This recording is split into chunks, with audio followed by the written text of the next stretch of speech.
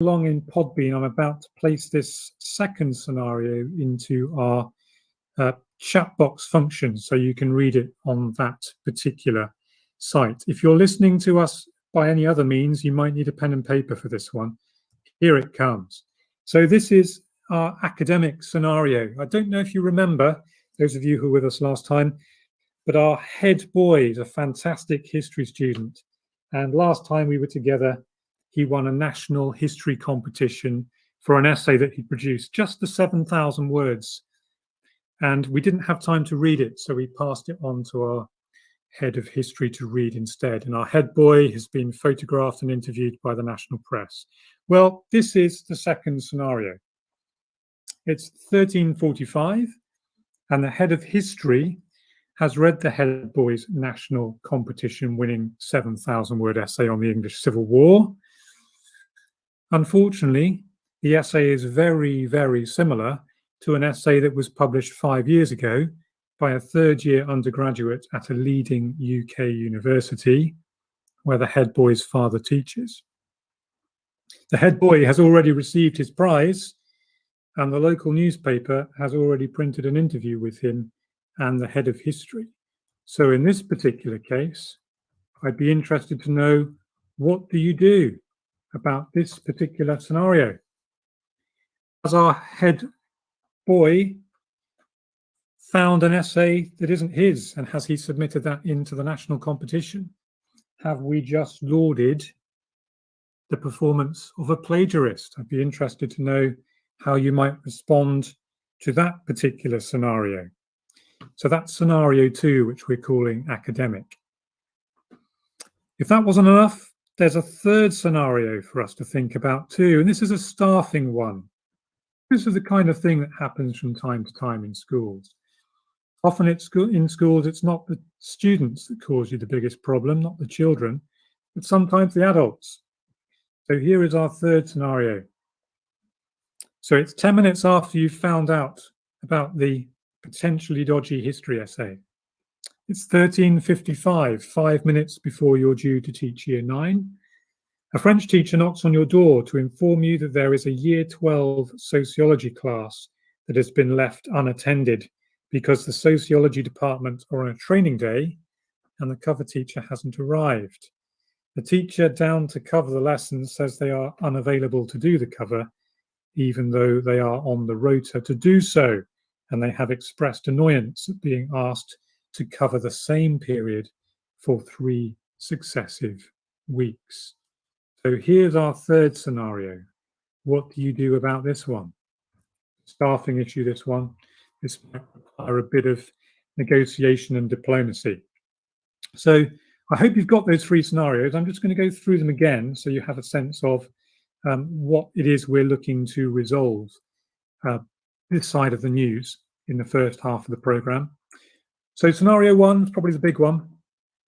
Lightning strike has hit the school and the local area.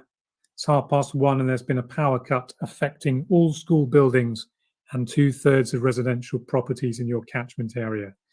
Safety and hygiene essentials still work, but there's no power to the kitchens, classroom power sockets, computers or photocopiers. The electric companies say it could take 3 days to fix the problem. The weather forecast for the week is good.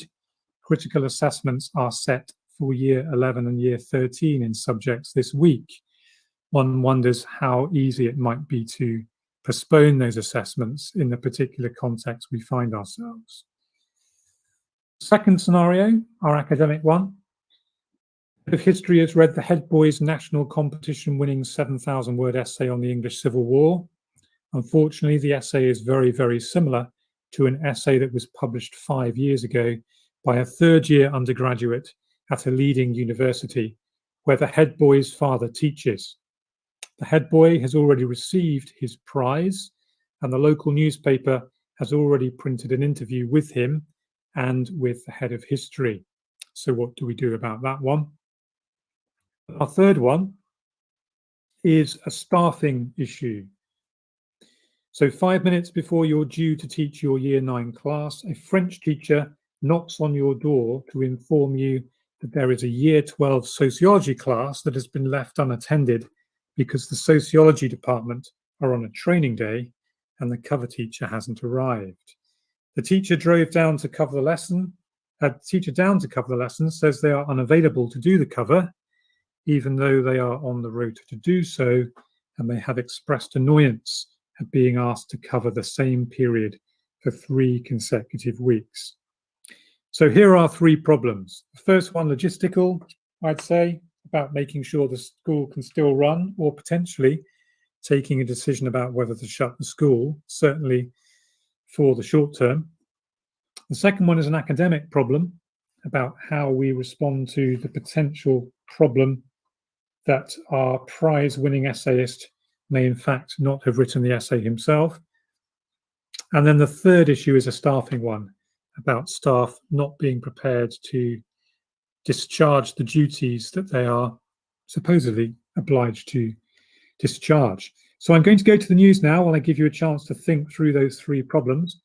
And once we've had the news, I'd be grateful to hear from you, either by texting into the chat function in Podbean or by calling in direct and helping me solve some of these problems. So here we go to the news. I look forward to hearing from you after the news.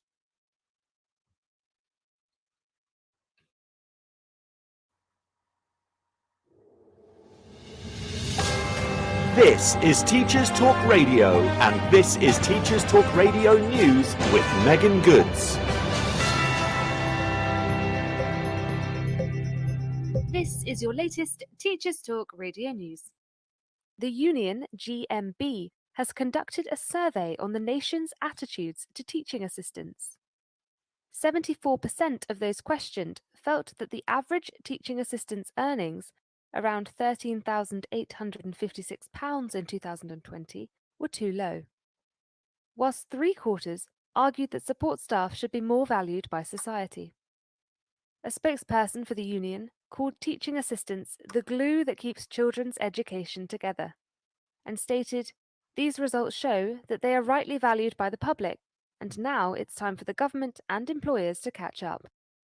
Lord Michael Storey, a Liberal Democrat peer, is pushing for a bill which could see essay writing services banned in Britain amid fears students are cheating their way into jobs. The bill would make it illegal to provide or advertise the service. Lord Storey feels the free availability of contracted essay writing may bring academic credibility into question.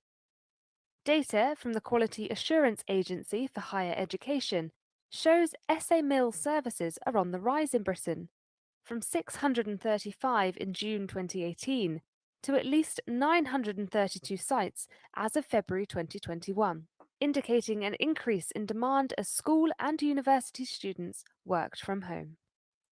Schools in Scotland have received a warning from the Scottish Qualifications Authority after students were found sharing details of ongoing assessments on TikTok. The SQA suggested schools prioritise maintaining the security and confidentiality required for the integrity of the assessments and to ensure fairness for students. It called for schools to investigate malpractice and apply appropriate penalties. That was your daily education news briefing. Great, thank you, Megan. So welcome back. So here are our 3 scenarios that we presented with. We're managing a crisis this evening, and I'm looking for your help with this. So please do text in or call in, and we will try and see if we can resolve some of these issues together. Here are our scenarios. Our first scenario, there's been a power cut, and we're managing the challenge of potentially closing the school or potentially continuing to run the school open in some capacity, perhaps with some form of revised timetable, certainly for the rest of the day, maybe for the next 3 days. So that's one particular scenario we're looking for help with. Our second scenario is the academic scenario where our prize-winning history essay produced by our head boy is potentially not produced by a head boy, but by somebody else. And then our third issue is a staffing issue. So we've got a staff teacher who is essentially refusing to do the cover period for which they've been nominated. Do please call or text in this evening and help me find our way through this particular series of scenarios.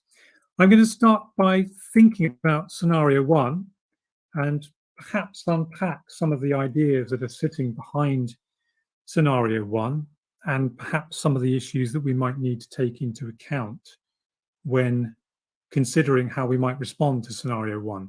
So scenario 1 is potentially quite grave.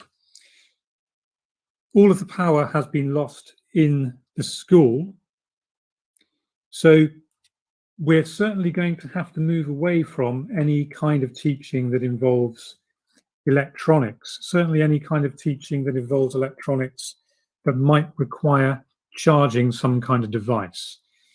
So it may well be that we have to engage in a kind of back to basics scenario, perhaps, even with scenario 1.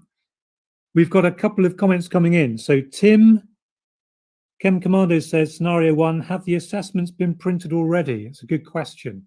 I think we will say they have been printed already. So you've got a stack of assessments potentially ready to go that would just need to be worked through and completed. So I think the assessments are already printed. So year 11 and year 13 could potentially sit their classroom assessments to generate whatever grades they're being asked to generate for those.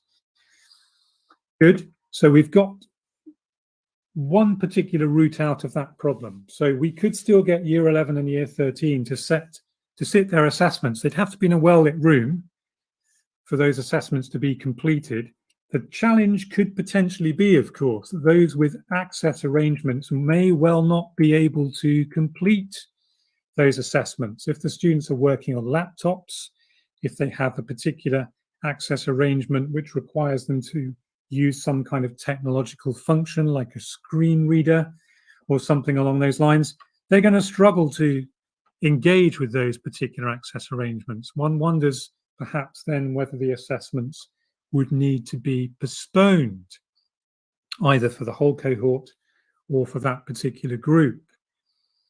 Now, for some of you perhaps going through the tags process at the moment, you may be quite conscious about the problem of postponing assessments and using the same papers. So it may well be that if you were to postpone the paper, you might need to write a different assessment for those students who would be taking the assessment at a later date.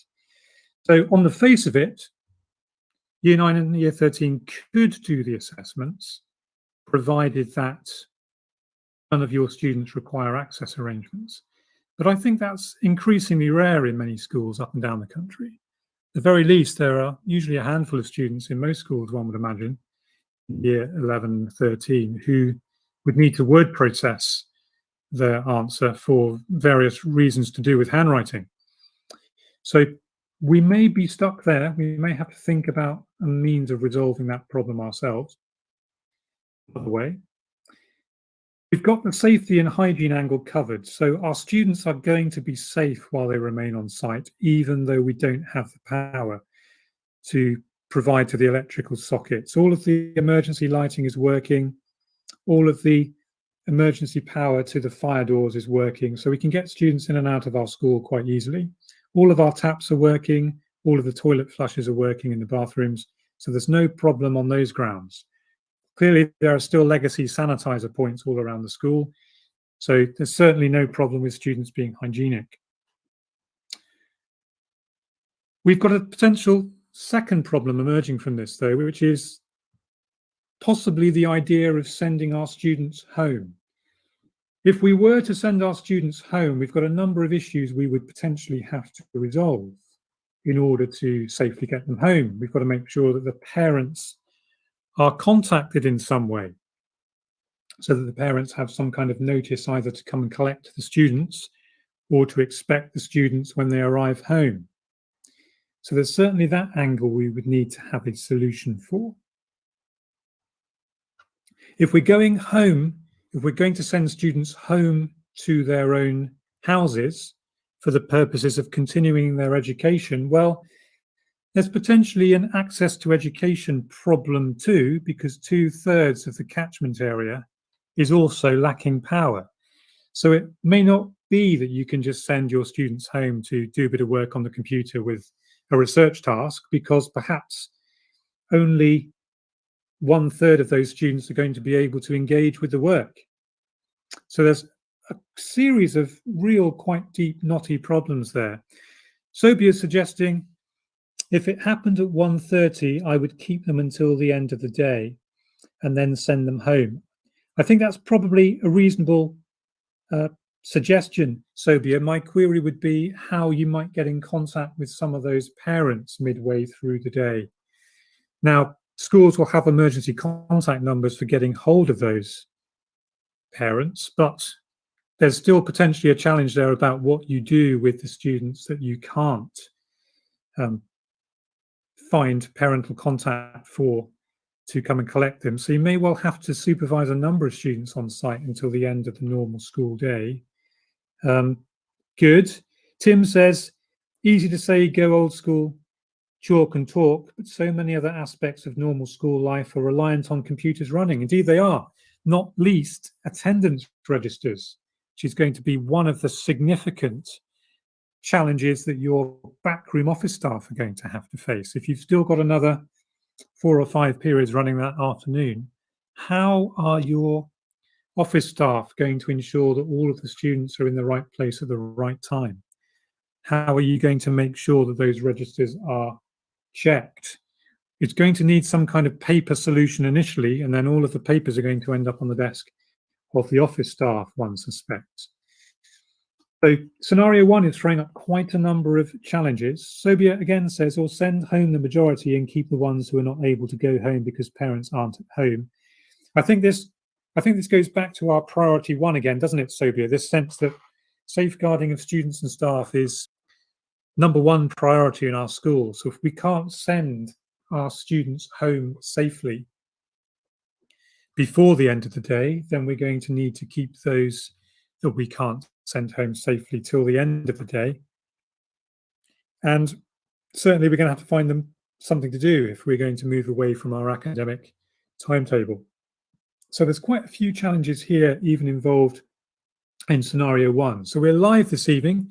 So if you want to call me and talk me through what you think we ought to do in relation to crisis scenario 1, then please do get in touch. We're looking for as many ideas as we can to steer us out of this problem.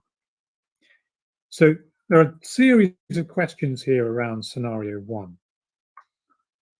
If it were my school, in my case, I think I would be inclined to keep the school running in some shape or form for the rest of the day. I think I would probably be looking to move back to some kind of more traditional discussion-based teaching, certainly for the end of the day, or putting in some kind of last-minute assembly. If we can track down our deputy head, I'm sure he'd be delighted to lead a last-minute assembly on our behalf, dealing with some significant issue, perhaps, around the degree to which nature can sometimes cause problems for us. Perhaps I'd be looking to the geography department to talk us through human responses to natural disasters, and perhaps reminding people that human beings are infinitely ingenious when the need arises. But I think we might need to do something different with our school day. So if you think you have an idea about how we might run our alternative school afternoon following our power cut, then please do call in and talk me through that particular set of ideas that you have. Second scenario, I think, is slightly more tricky. This is a difficult one, I think. We've gone public with how great a historian our head boy is, and there's now some doubt as to whether he did in fact write the prize-winning essay that he has been credited with writing. So we're going to have to do a bit of research there. I don't think we'll be able to deal with this immediately. I think we would need some time to look into this. We're going to clearly need to speak to the head boy to find out how he's approached this essay. We may well need to speak to the head boy's father to see if he's had any particular engagement and involvement in this task as well. There's going to be something at stake there. If it turns out that the head boy is perfectly innocent, then that essentially solves our problem. We might need to ask him to sign something, perhaps, to give his word that he has completed this work himself. If it turns out that our head boy has in fact not completed the work himself, then I think we're in much more difficult territory. Potentially, we've got the scenario that we have to write to the prize authority and tell them that in fact we don't have a prize winning essay from our school. I think the coverage in the papers will just die its own natural death in its own natural way, but I think there would be certainly a moral issue there for us as teaching staff, as educators, about whether we would be happy with that continuing. So there's certainly something there we would need to think about in terms of what we see our purpose as being as educators. And then by the time we move on to our third staffing issue, or our third crisis scenario, it's 5 minutes before we're due to teach year 9. It's always tricky to be given a problem just when you're about to deliver your own teaching to your own set. We've got to go and sort out a French teacher who has told us that the sociology class has been left unattended because a fellow member of staff hasn't arrived for their cover. We need to make sure that lesson is covered. We need to make sure, at the very least, that those students are supervised. Now, if we're holding an emergency assembly on the nature of power and powerlessness, then perhaps our year 9 class doesn't need to be taught. Perhaps we can bring our students into the hall, give them a talk about what this power cut scenario involves, perhaps give them a talk about the power of nature and how human beings have to demonstrate some kind of humility in the face of the power of nature. And perhaps bring the whole school together and talk about what we might expect the next 3 days to look like. If the weather is particularly good, it might be a time to perhaps get students outside, perhaps learning outside the classroom. Perhaps there's some solution that's revealing itself there for us. Might be the opportunity, if we've got a nice green space outside our classroom, let's assume we have, to give our students this second experience of nature outside the 4 walls of our classroom, outside in the environment of the great outdoors. So those are our 3 problems. So far we've had a couple of texts in, but I'd like to hear more from those of you who are listening live. We've got to make a decision fairly soon. If we're going to close the school, we need to take action pretty quickly. We need to make sure that it's out there on all of the outlets that we can still access, perhaps via mobile telephony means. So if we've got our school website, we're going to be updating it via our mobile phones or our tablets. If we've got phone numbers for the parents of those students that we're most concerned about, it's going to be a case of getting in contact with them too. I think I would be inclined here to keep the school open for the rest of the day. Sobia here says you could send home different year groups, for example, the older ones. Possibly, yes, those students who are due to sit year 11 and year 13 assessments might actually value the opportunity to go home and do some private revision. They'll probably be working from paper resources in 2/3 of the cases of the household. So we would need to be thinking carefully about how we direct them. But it's certainly one solution to the problem. Perhaps send the different year groups home, certainly for the rest of the day. We then have to start thinking about the rest of the week. So do we need a new timetable for the rest of the week? Do we need our students to be doing something different for the rest of the week? Do we think we can still run our year 11 and year 13 assessments fairly for the rest of the week? So those are the kind of questions I'd be thinking over in my head as I was going through these scenarios.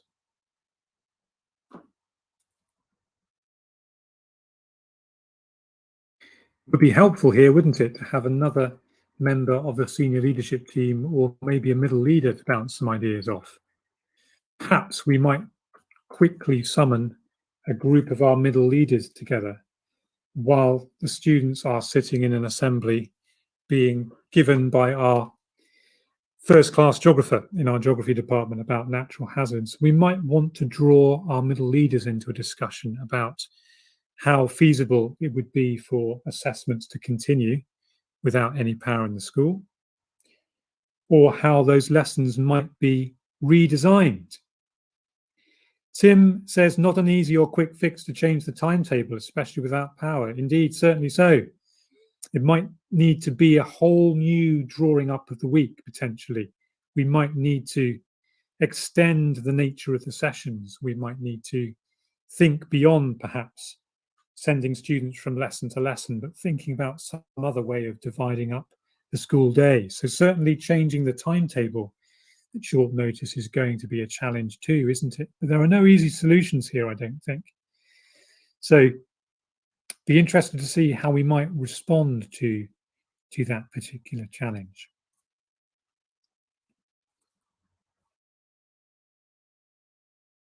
So let's assume then we've drawn our middle leaders together while the whole school, the rest of the school, is in an assembly about the power of nature and lightning, how nature can change the plans of everyone at the last moment. Perhaps we've got a nice video we could show somebody about the way in which human beings respond positively to the challenges that are placed in front of them, like flooding, like lightning strikes, like COVID. We might perhaps look back to our experience in schools of managing and dealing with COVID, working together as a whole school community to overcome the threat that nature has thrown at us in this particular case. While we've got our middle leaders together in our room, we might be talking about probably continuity of education as top of our list. That's something we're definitely going to need to think about. Is there some way in which our students can continue to learn in an effective and productive way in the classroom or out of the classroom without our reliance on those digital or electronic-based resources? Is this a moment when departments suddenly put aside their PowerPoint slides and have to start thinking or teaching in different ways?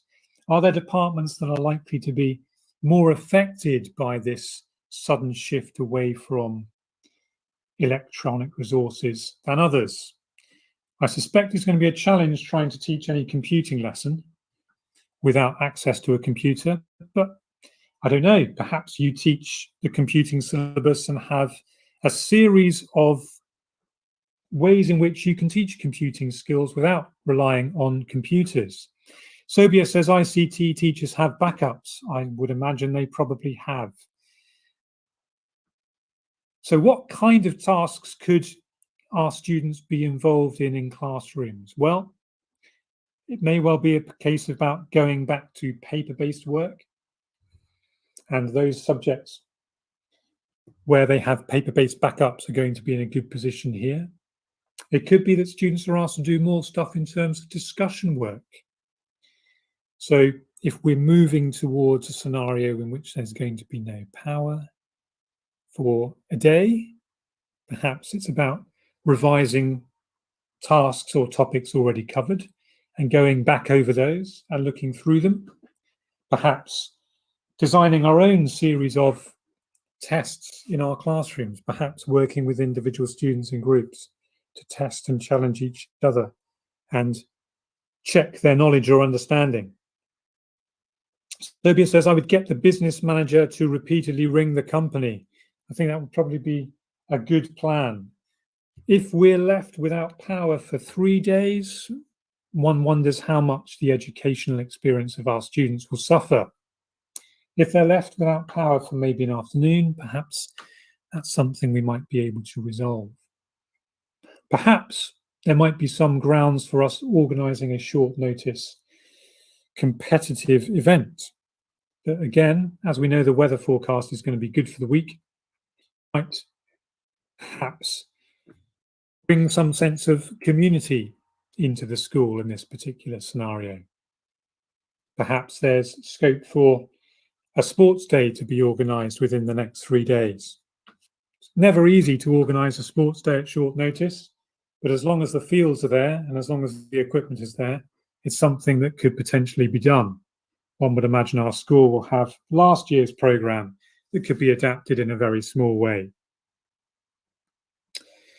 Sobia says, in fact, we had a water issue a while ago and the head had to shut the whole school down. Yep, I've certainly seen that with my own daughter's primary school. Once the water goes, I think you really do have to close the school, both for hygiene reasons, but also for access to clean drinking water reasons too. So fortunately, we're not in that position. So we can, if we wish to, completely redesign what our students are going to do, both this afternoon and for the rest of the day. So it seems like the power cut issue has prompted some discussion already in our chat. I'm looking now, I think, for callers to come in and help us out here. We've got these challenges. I'd be interested to hear how you might resolve them before we go to the news in about 5 minutes, and then we start to think about some other scenarios I've got lined up. So it'd be really good to hear from those of you who think you can help us resolve these problems here and now before we move into the second half of the show. I think the challenge is really around this particular power cut issue. The two most serious issues to consider are the health and safety and the safeguarding of the students. Well, I think we've quite happily resolved that one so that that's not going to be an issue. Our students are not going to be unsafe while they're in our care. They would perhaps be safer in our care than they would be at home if we were to send them home. So certainly that's solved. If we were to send our students home and resort to the kind of remote learning that we've been so used to during lockdown, then we're automatically excluding 2/3 of our students from that educational continuity, because in 2/3 of the houses in our catchment area, there's also no power. So I don't think remote learning is going to work here. But certainly our students are safe and hopefully happy and settled while they're with us in school. So that's essentially dealt with. The negotiation with the power companies, well, our business manager is onto that. Sobia's made sure of that. So the phone in Yorkshire Electricity Board, whatever we're going to call them, is red hot with us calling to get people out to get the problem solved. They've sent out a team, but you know, nature is nature. They can only do what they can do. They can only fix what they can fix. So they're all out there on the case, doing what they can. So the power company, I think we're in contact with. The pastoral issue about student well-being, I think, or student sense of balance and student sense of reducing anxiety, we can perhaps solve through our whole school assembly and our reminder that in challenging circumstances, our students in the past have come through well and overcome the challenges that confront them. So I think we've dealt potentially with that issue. The estate staff, there's not much they can do, perhaps, unless we've got a generator on site, but I think that's probably working flat out to power all of our emergency backup resources. So the estate staff here are probably going to be less help to us than the local power board. So our concern, I think, really has to be about the academic progress of the students. So our issue of assessments, whether we cancel them or not, I think I would be inclined to cancel the assessments if I couldn't find any way of guaranteeing the fairness and ability of students to access their standard access arrangements in those assessments. I would probably be postponing them, and I would have to look at reorganizing my assessment timetable once our power is restored. I think I'd probably be on to my headmaster by telephone sometime before this has all happened. So I think he would probably want to know, or she would probably want to know what's going on. It does depend really on how many of our students need access arrangements. I think if you're in a core subject and you're running an assessment, I think you've got probably in the average school, somewhere between 20 and 30% of your cohort may potentially require some form of electronically powered access arrangement. So that's potentially our issue there. Our head boy issue, well, I'm going to call him in to speak to him as soon as I can, perhaps once our immediate crisis with the power scenario has been resolved. And our third scenario, which was staffing issue, well, I'm going to send somebody else to go and remind our teacher that he needs to be in the cover lesson, because I'm going to remind my messenger that the health and safety and safeguarding of our students and staff is our top priority. So our students need to be supervised. And if we're running our school assembly on the power of nature, then perhaps that kills two birds with one stone. So those are our first three scenarios. If you've got any alternative ways of solving those in the second half of the show, it would be great to hear from you. We're going to go to the news now, and then in the second half of the show, I'm going to present you with a few more scenarios based on how the day develops. So here's the news, and I look forward to speaking to you after the news.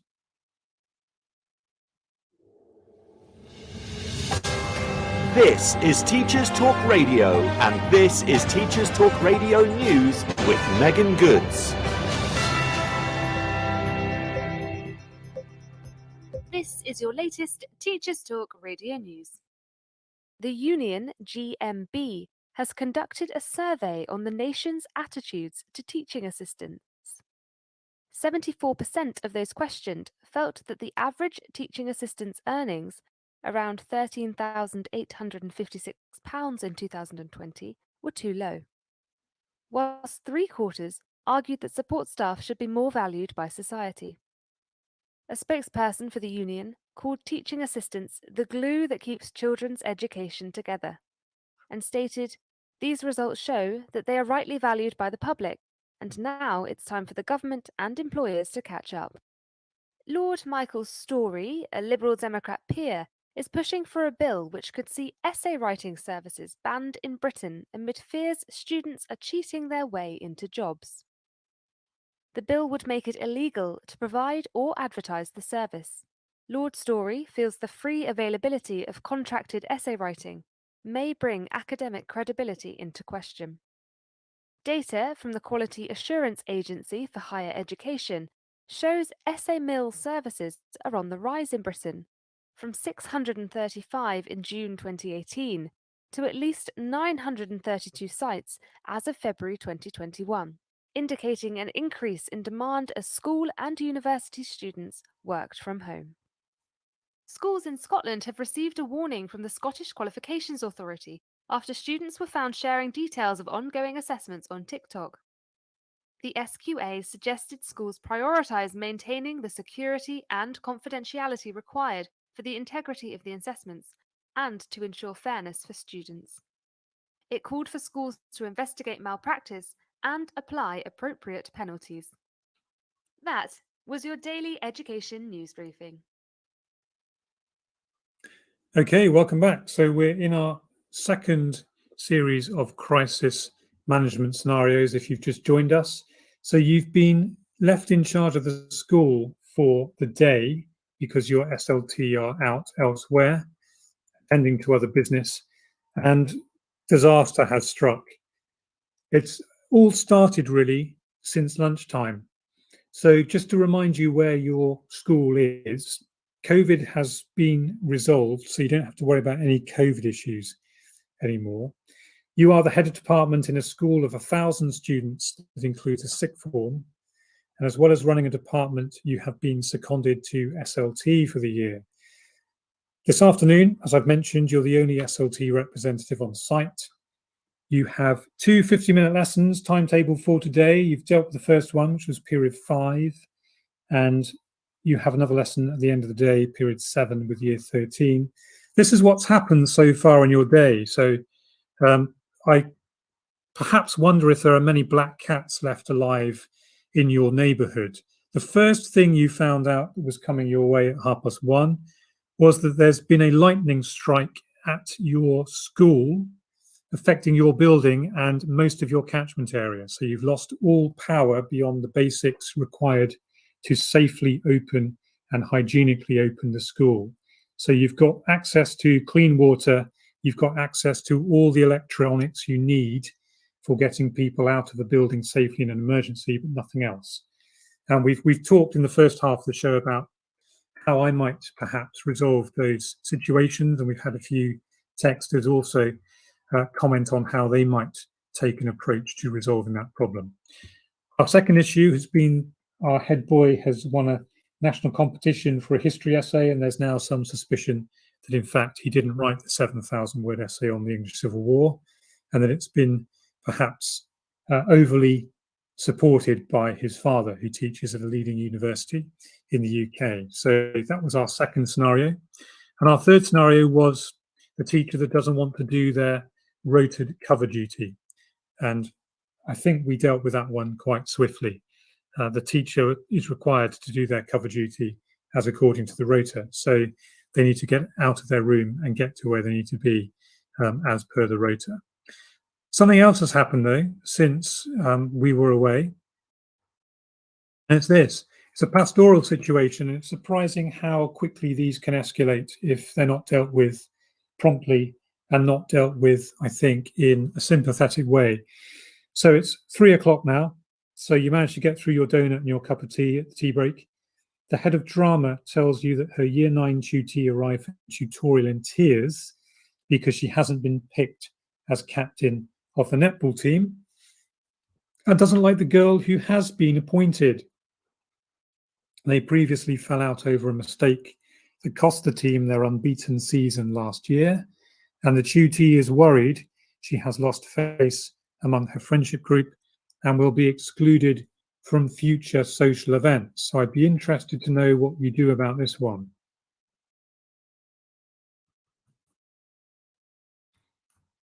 Given the other things that are happening today, it's probably unlikely to be number one priority on your list, but perhaps some kind of conversation either today or tomorrow is likely to be necessary, one suspects, in this scenario. So I'd be interested from particularly pastoral leaders who have experience of managing these kinds of student friendship group issues or dynamic issues between groups of students. How might we resolve this particular issue? We're going to need to speak to perhaps the student themselves. We might need to speak to the tutor, perhaps give them some guidance on how to manage this situation in response to this particular student. I suppose it depends on how well we know the student. If we're thinking that our school perhaps takes students in from year 7, then if this student has been in our school since year 7, we might perhaps ask ourselves some questions about the resilience that our year 9 tutee might be struggling to display here or struggling to demonstrate. Perhaps this is one of the kind of disappointments in life that our students need to learn. I think it was Graham who was talking on one of his earlier shows about the line between success and failure, this sense that failure is success that hasn't happened yet. Perhaps there's a sense here that we might find an opportunity to teach a lesson that sometimes unalloyed success is failure that hasn't yet occurred. So perhaps there's a discussion that we might have in a future tutorial with the whole year group, perhaps year 9. Perhaps there's some wider unrest in the year. Be interesting to know how popular this captain of the netball team is with the rest of the year group, whether there's some kind of social clique potentially developing in the year group that we might wish to break up, that we might wish to think about. So that's our pastoral issue that comes in as number 4. And then there's a 5th issue that happens. It comes in at around about 4:45 in the evening, and this one is a weird one. So we've got a weird scenario to deal with. Weird scenarios are always tricky because you never expect them. And here is the weird one. So at 4:45, you've just finished supper when your mobile rings. Someone has edited your school's Wikipedia entry to suggest that you finished 10th out of 10 schools for academic results in your region last year, when, in fact, you finished second. This is the third time such an edit has been made this year. A former student who is now big in local politics has tweeted their disapproval of this academic decline, asking what's gone so badly wrong since she left 4 years ago. Now, these kind of issues do crop up from time to time. If I can just share with you a brief anecdote. Oh, we've got a caller, so I might postpone my anecdote for a while. If you want to call in and help me resolve these problems, then do by all means call in. Otherwise, I'll continue with my anecdote. So here is my anecdote. So I was at school in the 1990s, at a secondary school in the southwest, a church school in the southwest, and we were known in the city because our uniform was somewhat different to the other schools in the local area, and the uniform marked us out as being distinctively members of this particular school community. I don't just mean in the particular badge we wore, but in the particular way the uniform appeared. So our school was formed from the merger of a boys' grammar school and a girls' grammar school in the 80s. And as a means of showing to the local community that these schools had been pieced together from two other schools, the boys and girls wore slightly different uniforms. So we wore the same jumpers, potentially the same blazers if you were the blazer type. They weren't compulsory by the time I was there. The boys wore different color shirts to the girls. So the girls wore red and white striped shirts, and the boys wore white shirts, usually, or potentially blue shirts. Now, shortly after the year 2000, so sometime after I'd left my school, the school decided to change its uniform entirely to a polo shirt and fairly basic trousers. And I remember it hitting the local newspaper because the local press was scandalized that we should suddenly move away from a traditional school uniform to something that looked rather more like the uniforms that are typically worn by students in primary schools. And I remember seeing it in the local newspaper, and I did actually write in to the local newspaper.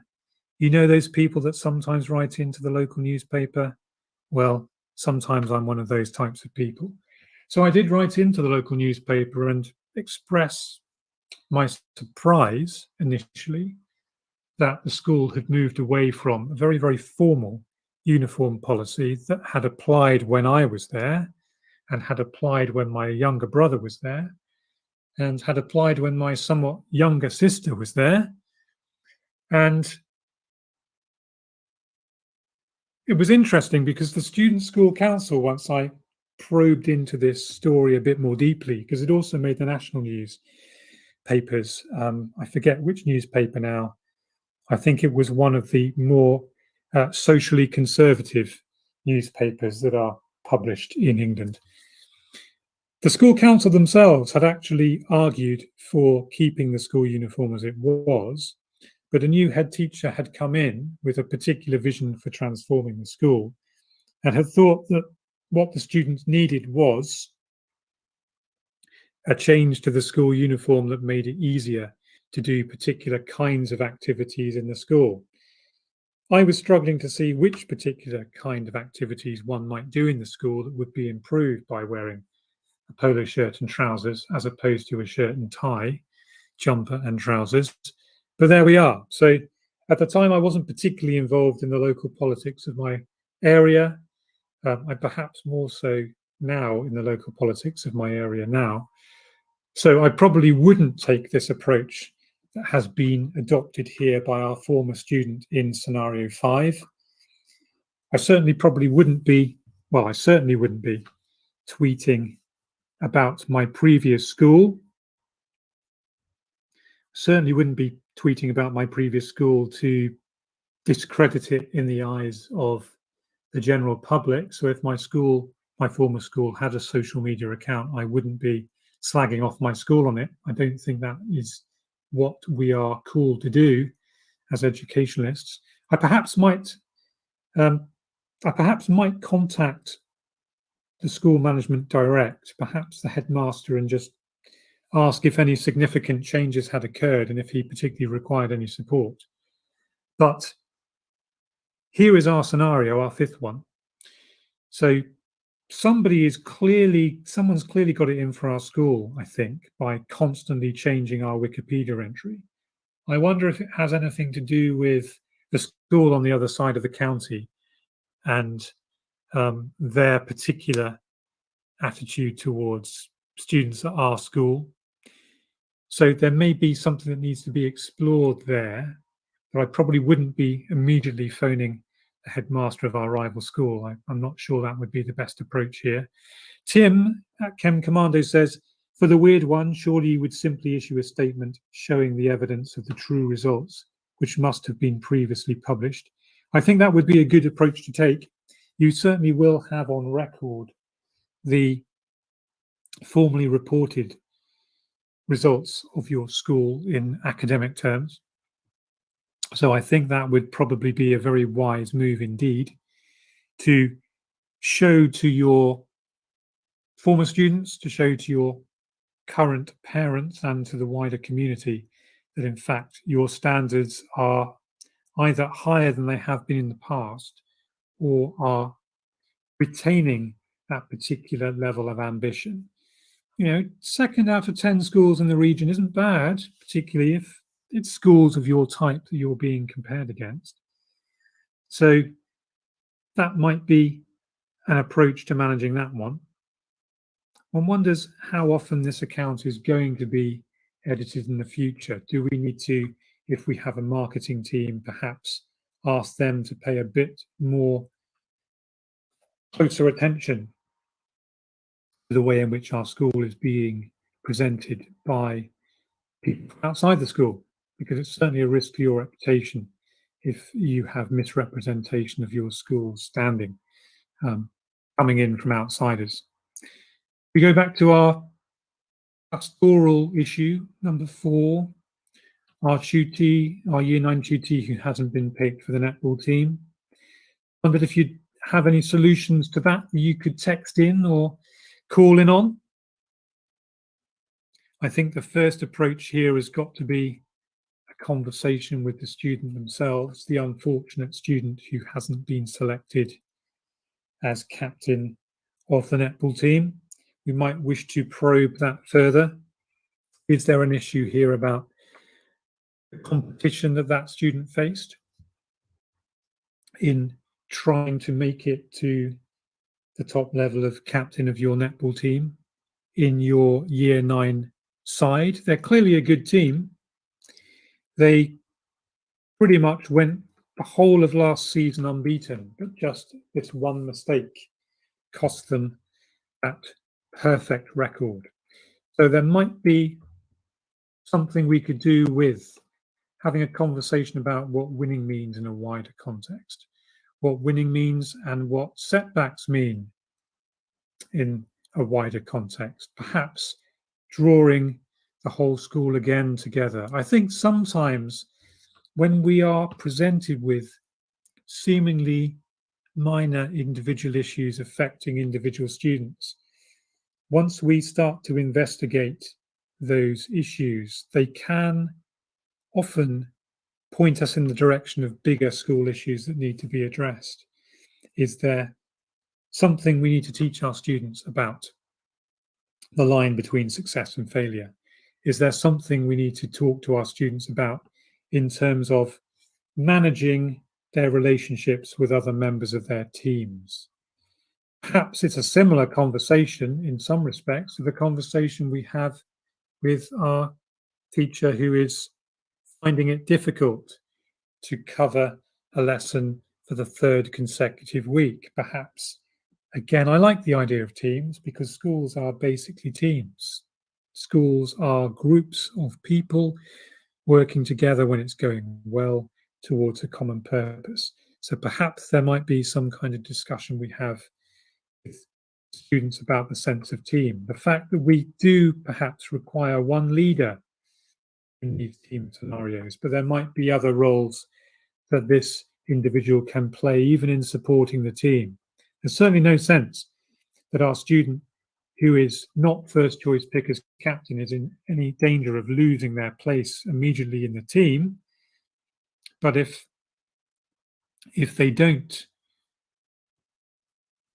work in the terms of the team as it's structured, then there might need to be a conversation about how that student is going to perform in the team, how that student is going to make sure that their relationship is protected and preserved so that the ultimate success of the team is guaranteed. All of the players in the team are going to need to be putting in their best performance, particularly in the match when they're going to travel to the other side of the county, take on our rival school.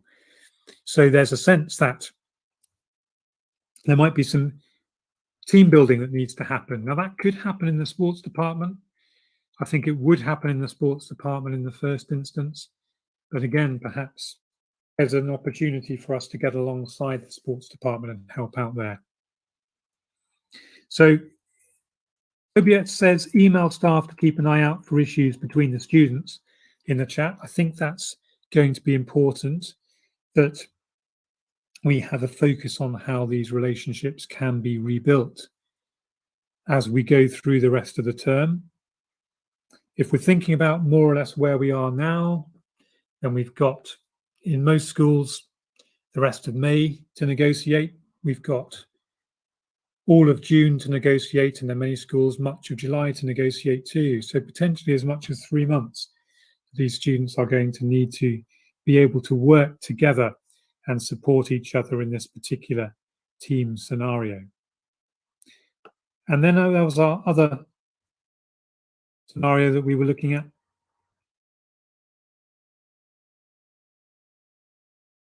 So our weird scenario. So these are our two scenarios for the time being. How we manage this netball issue could be quite crucial.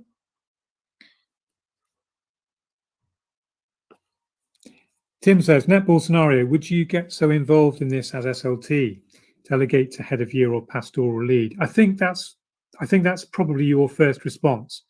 I think it is going to need to be an issue that you would deal with by working through the rest of the team. So it's the head of year that may well need to be the one that has those conversations. Certainly they're going to have the fullest picture, one suspects, of the students in that particular team. They are, of course, representing the school, and there will be some parents who will be more happy than others to take these kinds of pastoral issues higher up the chain. But it is worth remembering that we do have a management chain or a line management chain. So in this case, perhaps the solution is to go to the head of year and allow the head of year to manage those conversations. May well be something you don't need to get involved with today, particularly given everything else going on. Good. So perhaps that might be a solution. However, let's assume that you did decide to delegate that one to your pastoral management team. And then you might find yourself dealing with scenario 6, which is coming up now. So perhaps pastoral scenario at 5 o'clock. The mother of the year 9 netball player who wasn't made captain has arrived at reception and wants to see you immediately. She doesn't think you handled the situation with her daughter very well and wants to speak to you personally before you go home tonight. So the question here is, you do. Obia says, I would say she needs to make an appointment. Yeah, that's one potential route out of that scenario. So she will need to make an appointment to see you. However, she's already on site. So one wonders whether we might at least have some kind of basic, straightforward conversation initially with this parent, just at the very least to say that you've got the issue on the radar and that you're dealing with it, and that you're very, very pleased that she's managed to arrive on the day when you've had a power cut to collect the daughter and take her safely home. So it would be a good opportunity here, perhaps, to suggest that given everything else that's going on in the day, your best efforts are being applied elsewhere to getting the power up and running again in the school. So it would probably be wise, I think, to speak at least briefly to this parent, because she's come to collect her child from school anyway, and she's hoping to speak to you on the off chance while you're here, to politely talk about the fact that you're going to ask the pastoral head of year to be involved with this, or that you're going to be asked with asking the netball coach to be involved with this, and then you can arrange for a meeting between those two to happen should it be necessary. So there's certainly some degree of diplomacy required here. This is going to need to be a fairly calm conversation that doesn't happen on the spur of the moment in the very heat of the student having perhaps phoned her mother and been in tears talking on the phone to her mother. So it may well be that you just put this one to one side for the time being. If we look back over the course of our afternoon, it's been quite a full afternoon already. Just to remind you what's happened today, we've had our power cut in the first half an hour after lunch, which has perhaps changed the way we decide to manage the teaching of our students for the rest of the afternoon, or potentially even for the rest of the week. In the second scenario, we've had to deal with the history student who's won a prize potentially for an essay that isn't his. And we've had a thought about that. We're going to need to do some investigation there. Probably doesn't need to be dealt with today, but certainly would need to be dealt with this week, particularly if it's been found that the essay is in fact perhaps one of the essays being generated by the kind of essay mill that we've already heard about on our news bulletin twice this evening. So I think it's important because there's a reputational issue for the school at stake there. The cover scenario, that's essentially quite simple. The cover teacher is contracted to do the job of covering the class, so they'll need to go and cover the class unless there's some other educational provision that we've allowed for in the course of that day in the afternoon.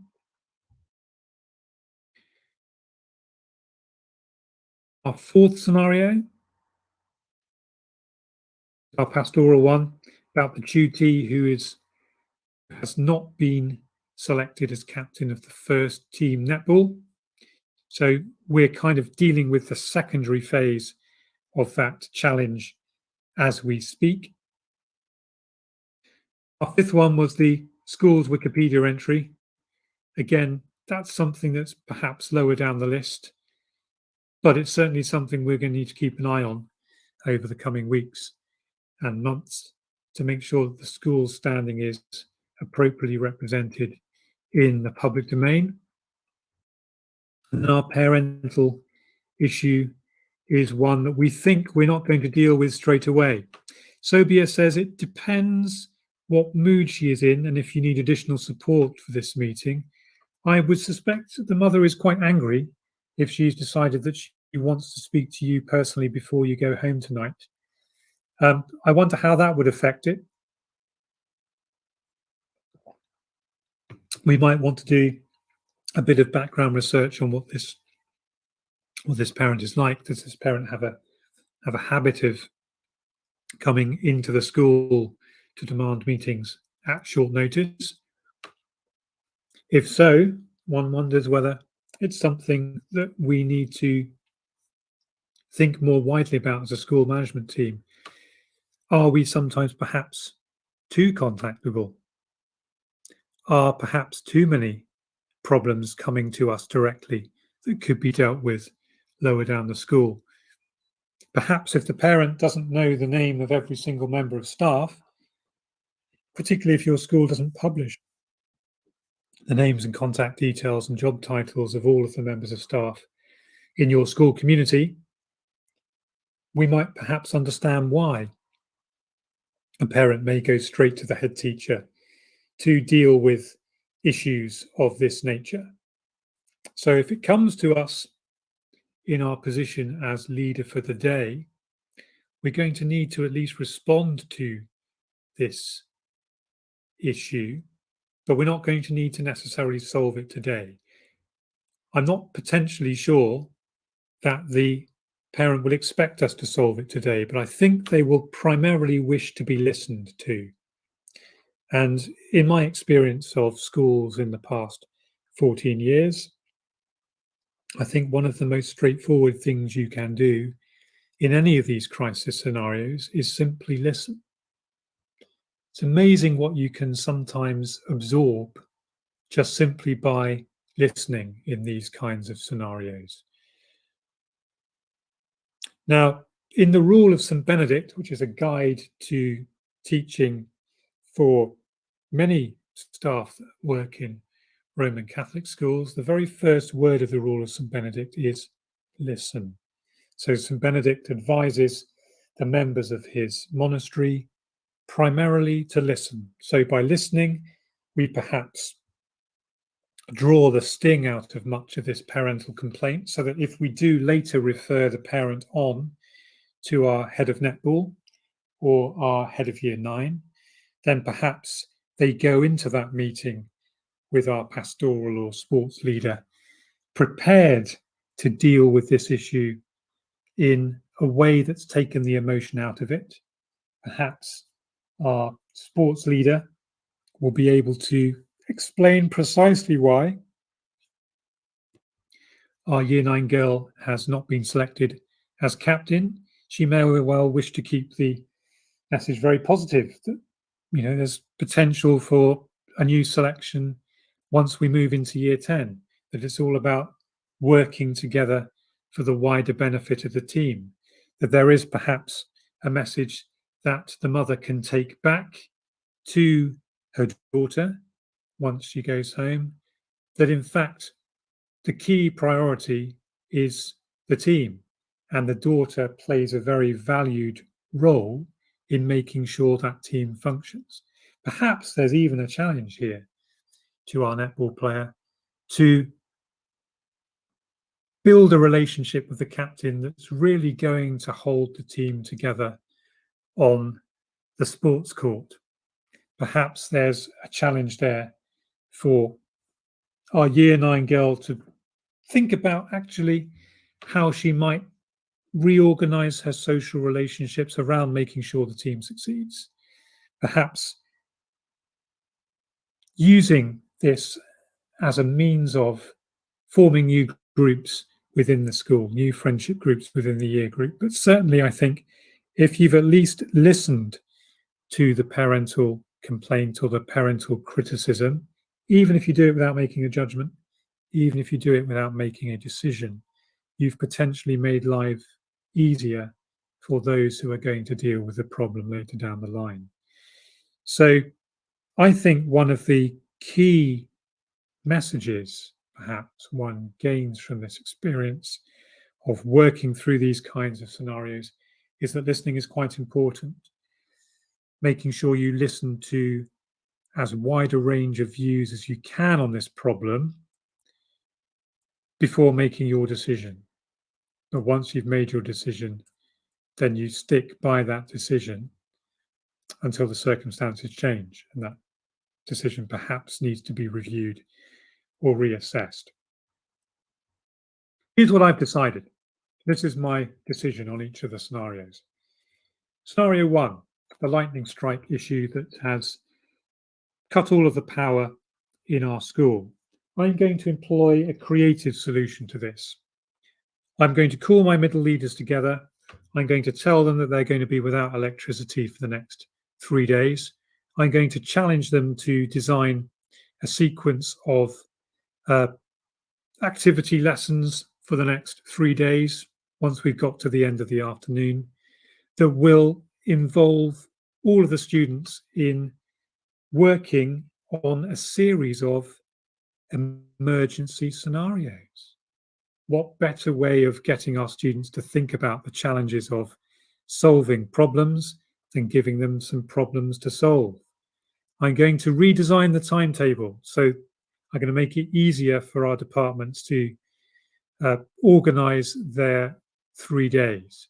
I'm going to divide the school day into longer sessions, perhaps of 90 minutes, rather than perhaps our shorter single lesson periods, if that's what our timetable involves. I'm going to make all of our periods double periods.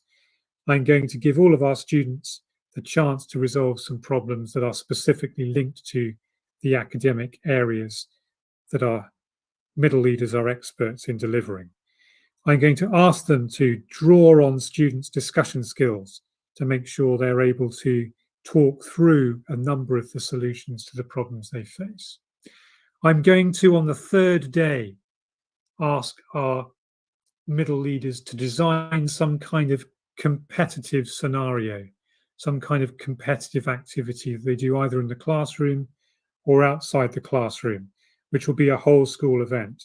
The school will all together be on the playing field on the third day, resolving a series of issues or perhaps competing in short notice sports events that are going to be organised by house. So we will put all of our students into a series of competitive house competitions. It's always a potential solution to many problems that you encounter in schools to work through an effective house system. I've decided that we're going to keep our students in schools certainly for the next 3 days, because I think there's still something valuable they can learn in school, certainly more valuable than sending them home potentially to no electric power at home. At least while they're in school, they have a community of people that they can work with, learn from, and solve problems together. In our second scenario, our essay plagiarism case potentially, I'm going to ask the head of history to get onto that in the next 2 or 3 days, and then we're going to make a decision about what we do afterwards. If our head boy has been found to have plagiarized the essay knowingly, then I think that might be a challenge to his position as head boy of the school. We might need to think about a way in which we might tactfully resolve that problem that we are presented with. But that's not going to be an immediate solution. There's going to be some kind of reorganization of our monitor team potentially that might be required there. Staffing, well, we dealt with that one. The cover teacher covers the cover lesson. That's not a problem at all, really, unless we want to make it one. We would need to have some kind of discussion with our teacher and perhaps a discussion with the department that's constantly generating cover in the same period. But I think that's one we can manage as adults talking to adults at a later date. Head of Year 9 issue, well, I think as we've discovered that it's developed, we talk to the parent who's arrived at the school gates. We advise them that we don't have all the information in our position as academic leader of the school here for the day, but we will certainly set up an appointment for them with the netball coach, if it's appropriate, and the pastoral head of year to talk through any social issues that might arise out of that particular set of circumstances. A weird one, the people who keep rewriting our school's Wikipedia entry, well, again, that's not an immediate crisis that needs to be resolved today, but it's certainly something we need to keep our eye on. And I think we would be advising our school marketing team, if we have one, or our school office manager, if we have one, to be keeping an eye on that. That takes us to our sixth scenario, which I think we've already dealt with, which is we talk to the parent and we prepare them for their meeting with our future colleagues. If we've got a house system, I think we've got potentially a solution to the problems that have been posed by learning in unconventional ways without our recourse to electronics. But it's certainly something that is going to perhaps reveals something about our school. This series of crises that we've managed are going to teach us things about our school. Do we ever really learn anything from the experience when everything's going swimmingly? Or do we really start to learn things when we're struggling a bit? I suppose that's a question for teachers and school leaders as much as it is for people, our students in the classroom. If we think back to our session last week about school libraries, perhaps there's a role for our school librarian here in the next 3 days of our atypical special emergency timetable for the next 3 days. Do we set up some kind of readathon in our school community? Do we look to perhaps divide our day into reading, sport, some kind of social activity, and then some kind of discussion-based learning over those 3 days? Do we design a timetable that encompasses all of those specific elements? We've informed our parents that we're in an emergency scenario, potentially. We've informed our parents that we're planning to keep our school open for 3 days because we believe that the learning that they're going to be experiencing will be powerful and enriching. We believe that we have all the power and energy we need in our school community. We don't necessarily need to plug an electrical device in a socket to find the power that we require for the purposes of this next 3 days. So we've covered a number of scenarios today. I've talked you through them. I've talked you through my solutions to these problems. I'm planning to do another emergency scenarios or crisis scenarios session over the next month or so perhaps in another 3 or 4 weeks. And I would be really, really fascinated to hear how you as teachers in classrooms, how you as leaders in real schools every day of the week would respond to these particular challenges and similar challenges that I've got in store for you over the next 3 or 4 weeks when they arise. Just to let you know, in case you were worried, our wooden horse hasn't completely disappeared, but hasn't put in an appearance tonight, but may well be back at some later date. So the wooden horse, or the spirit of the wooden horse, certainly lives on. Perhaps not alive and kicking, but perhaps in a completely different form. So thank you for listening tonight. It's been a pleasure to talk through some of these scenarios with you.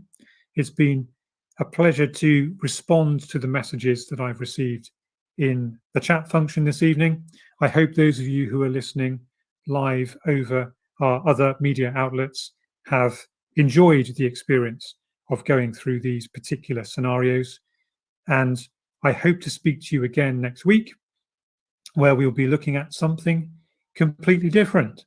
But that's it from me tonight. So good night from me. I've been Christopher Vowles. This has been The Late Late Show. Thank you and good night.